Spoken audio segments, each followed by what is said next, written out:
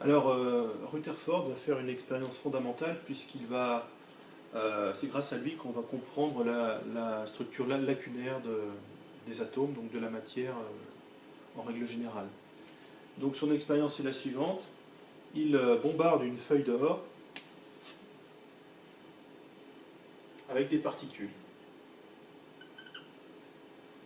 Et il place des détecteurs donc, tout autour de cette feuille pour repérer l'endroit où elles vont se propager.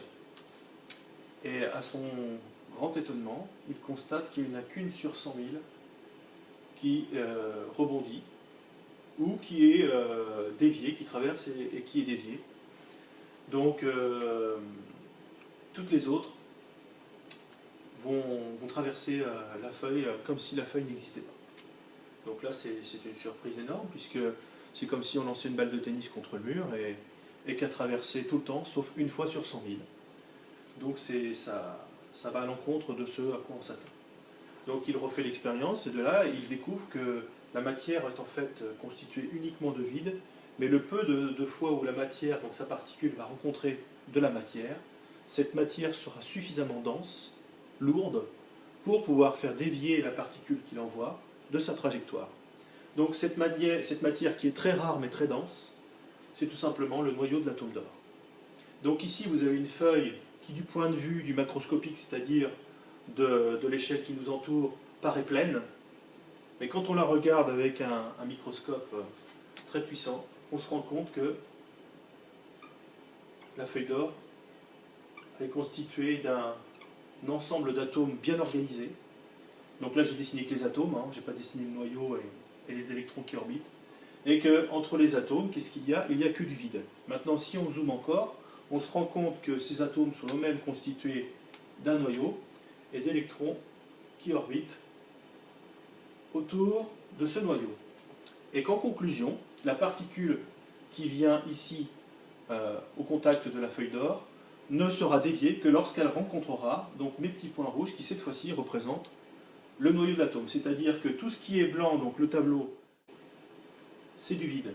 Et la matière, donc la petite particule qui est ici, a très peu de chances de rencontrer le noyau des atomes qui est suffisamment dense pour faire dévier cette particule de sa trajectoire. Conclusion, la matière est constituée d'atomes qui sont eux-mêmes constitués d'un noyau, d'électrons et surtout majoritairement de vide. Il crée ainsi le premier modèle planétaire de l'atome, c'est-à-dire son noyau, autour duquel vont tourner un ou plusieurs électrons. C'est donc le premier modèle planétaire de l'atome. C'est le modèle de Rutherford. Alors, pour vous donner une idée de l'échelle à laquelle on se situe là. Si on suppose que le noyau, c'est une brindille d'herbe. Donc là, vous imaginez que le noyau, si on le remet à une autre échelle, c'est une brindille d'herbe.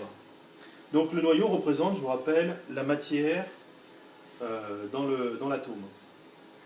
Eh bien, l'espace occupé par l'atome sera celui du terrain de foot dans lequel se trouve cette brindille au niveau du rond central. C'est-à-dire qu'ici, vous avez la brindille, et tout ça, ça représente les lignes blanches qui délimitent le terrain de foot.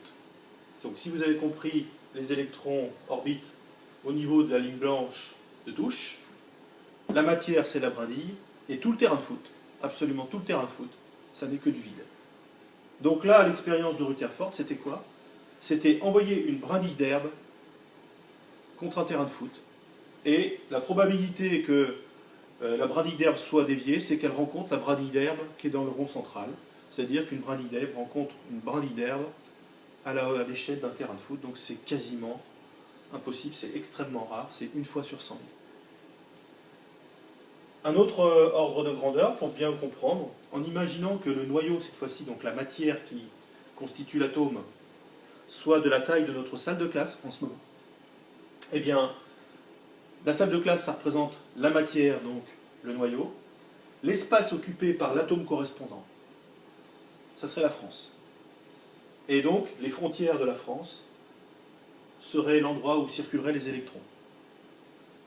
Toute la France représenterait la taille, en 3D bien sûr, représenterait la taille de l'atome, et la matière serait présente uniquement dans la salle de classe. Donc encore une fois, imaginons que l'expérience de Rutherford, ça soit venant de l'espace, de projeter une salle de classe sur la France. Les probabilités que la matière rencontre la matière, que la particule rencontre un noyau, c'est que la salle de classe qui vient de l'espace rencontre notre salle de classe à l'échelle de la France. Donc c'est extrêmement peu probable. Donc voilà l'explication de l'expérience de Rutherford, de la matière rencontre de la matière, de façon extrêmement rare, puisque la structure de l'atome est lacunaire.